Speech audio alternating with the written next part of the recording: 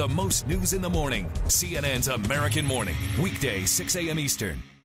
It was photographing his brother, but seeing his father that gave him the inspiration. It's one of my favorite shots of him. I mean, he looks, to me, nose and mouth, and with the glasses, looks more like Lennon than Lennon. I mean, that's why it's Lennon by Lennon.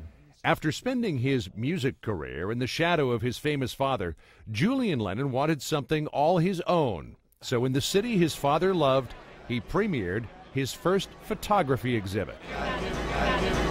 How did you get the bug to get behind the lens? I think it was only probably 3-4 years ago when Sean was on tour in Eastern Europe, and I decided to surprise him on the road and brought a camera along. And it was only after I got home and started editing through those pictures that I sort of went, oh, I kind of like this. And one thing led to another. It had just been a hobby until that point? Until that point, yeah. Yeah, absolutely. It led Lennon to capture intimate moments through a series of landscapes and portraits with subjects like Kate Hudson and the band U2. This is one I wanted to ask you about because it's a picture of Bono beneath a picture of your father. Sure, sure. Well, you know, I mean, we did discuss this. I think it's very much, you know, a very special picture for me because he looked up to Dad, and I look up to him and Dad. So it's you know, that was goosebumps for me when I took that shot. Goosebumps that surely returned for Lennon the night of his opening.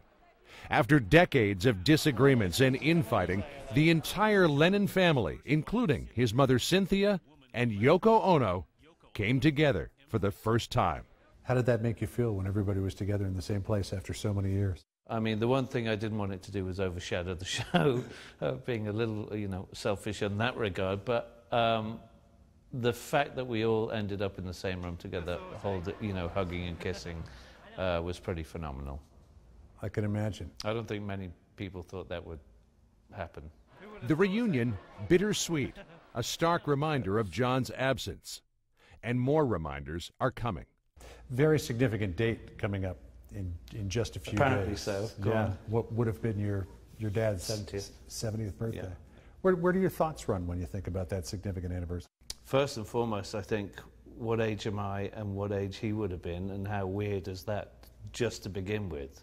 But, you know, these days, I look back with a fondness and with respect and with, you know, in many respects of the achievements that he gained throughout his life.